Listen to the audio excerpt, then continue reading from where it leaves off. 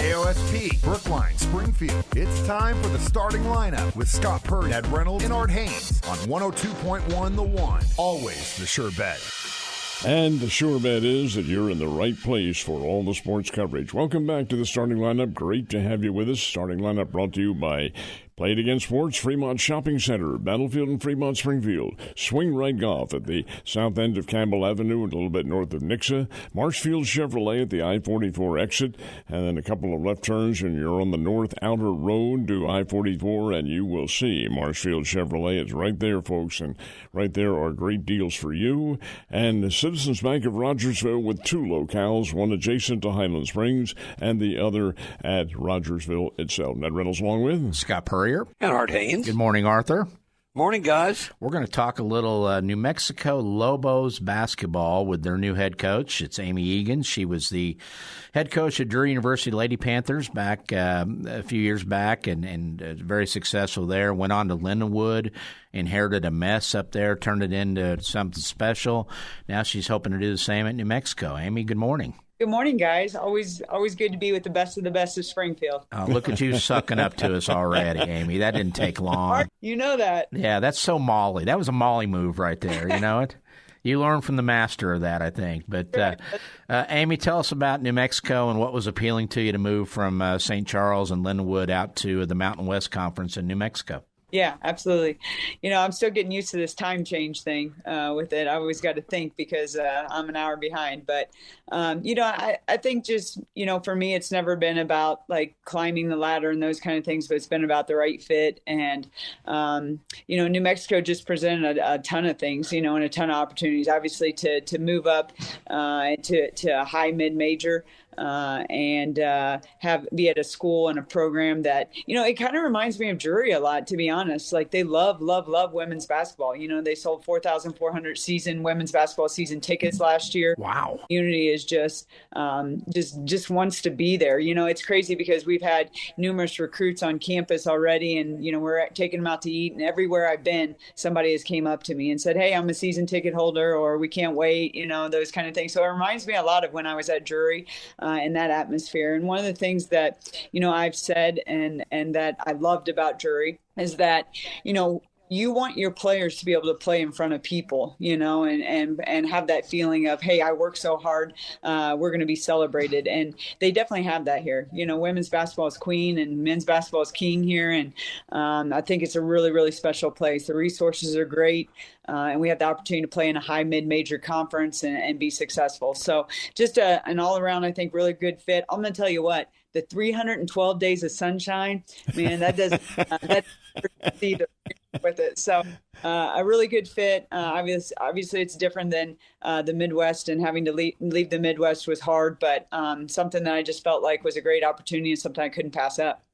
Amy, any chance, and this is just trying to light a spark, Molly's not too very far away. Could you play her non-conference? Yeah, we've kind of already reached out to each other a little bit, and I know she has a tournament in that. We haven't gotten to scheduling yet. We'll probably get to that next week just because we've been so busy with the roster and recruiting and those kind of things. But we have talked, and I would say, with us being only a short plane ride away, that's something that we'll probably get done in the future with stuff. Very good. Art? Amy, talk about your time at Lindenwood. Obviously, you did well enough to parlay that into the job at New Mexico. Yeah.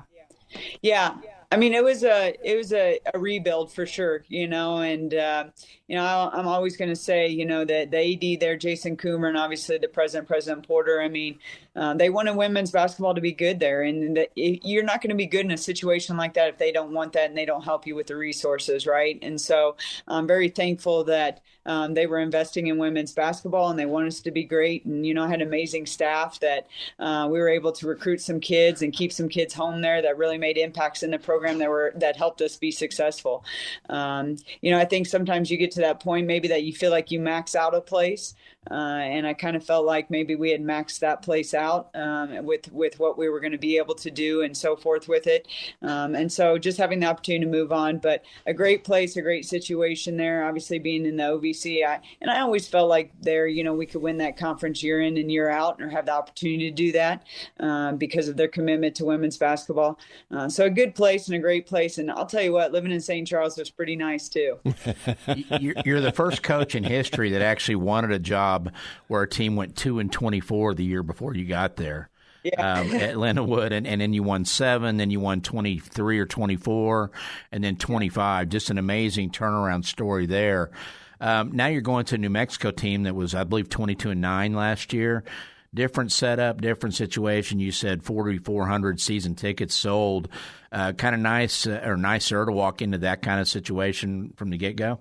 Yeah, I think so. The tradition here is strong. They've had winning traditions here, and it's sometimes a little bit easier to sell that. Obviously, when you sell the 4,400 season tickets, there's not a kid I know that doesn't want to play in front of people, right? Mm-hmm. And so I think it does make it a little bit easier sell. You're playing at a higher level. We're right under those P4s, but we're playing at a really, really high level here, and against some really good competition. And so I think there's a lot of things we can sell here and that we're already selling to get some quality kids in here. Amy, when you left Drury and went to Lindenwood, you're going D1 into the Ohio Valley Conference. Did you notice, again, perceptibly for your part, but did you notice a major difference between the level of competition? I think it just depends. You talk about playing Grand Valley there. You talk about playing some of the top D2s there, probably not, with it. But at, you talk about maybe some of the lower D2s. Yes, absolutely. With it. So I think the range was different in regards to the level that you played.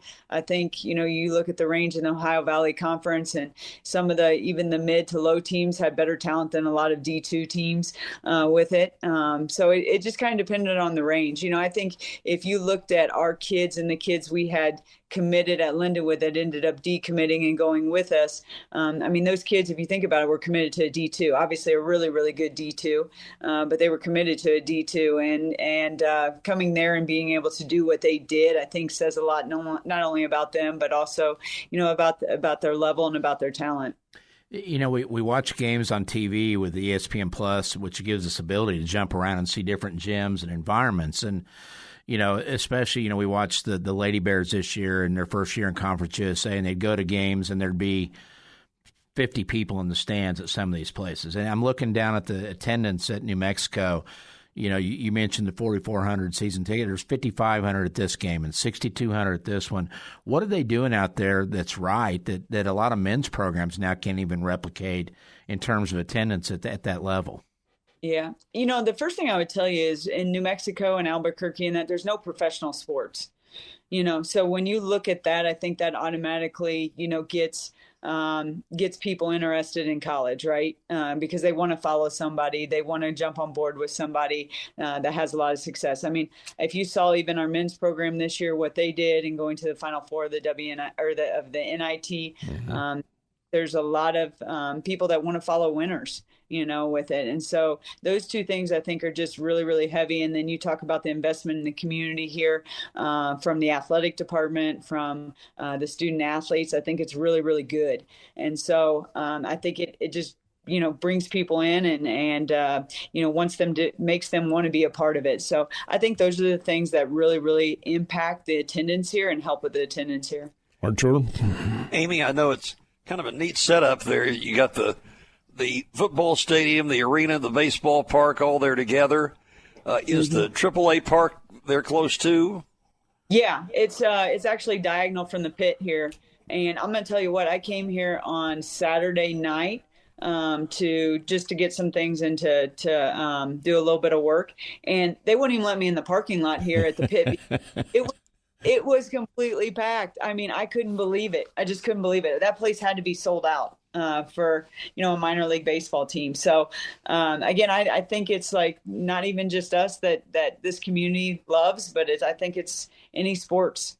Well, talking about when you take over a position in today's game now, you got so much roster maintenance to do. You got to try to keep some players that were there. You got to see if any of yours want to come with you. You got to see what's in the portal, and you go shopping to fill your needs. Where are you in that process now? And then also, lastly, your coaching staff. Are you getting close to completing that? Yeah. So we all know the portal is crazy. So we've been working through the current roster here, and we're going to retain at least 5 of those kids with it. And so we feel really, really good. We've started workouts this week with those kids to get them going, start teaching them our system. And I really, really like them, not just as players, but as people. So they're gonna be great at laying the groundwork here for us. We've signed 3 kids from Lindenwood that played for us.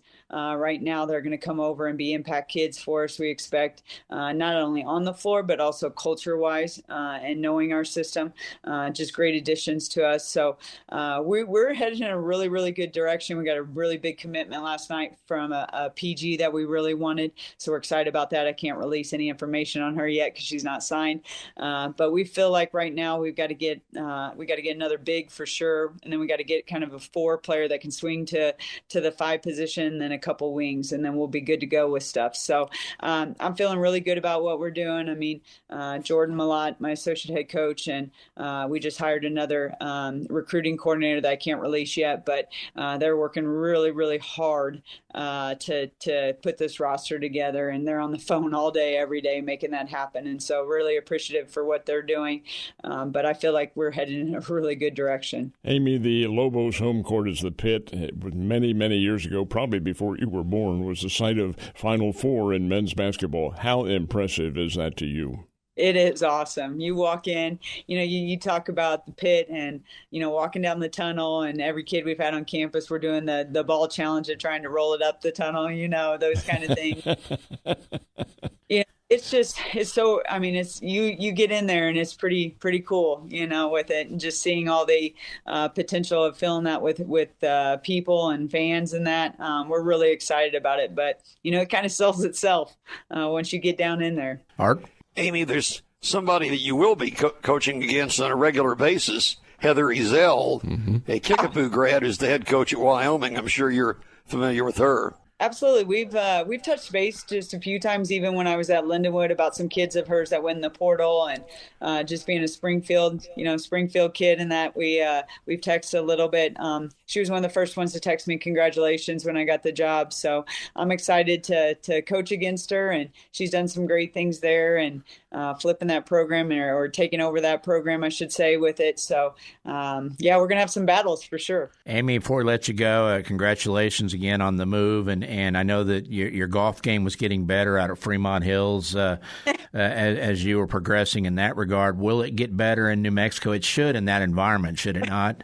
You should hit it a little further, I think, at that elevation. They've got some beautiful golf courses out here. Now, the biggest thing is finding some time to do that, especially right now. But hopefully once I get settled and, I find somewhere to live, I'm working on that right now. And we get our roster done and everybody kind of gets to where we need to be. We'll have some time to get out there on the course. The courses here are beautiful, for sure. I bet. I've seen. So I'm looking forward to getting out there and hopefully getting some boosters and some fans out there with us, and trying to continue to improve my chipping, and that needs to get better. That's for sure. Well, Amy, best of luck to you, and we'll touch base later on in the year. Okay. You guys, appreciate you guys. You bet. Thank you. Amy Eagan visiting with us from Albuquerque, New Mexico. She's the new head coach of the Lobos at the University of New Mexico, their women's program. Timeout on the starting lineup. Right back in a second. You're listening to the starting lineup with Scott Purrier, Ned Reynolds, and Art Haynes on 102.1 The One.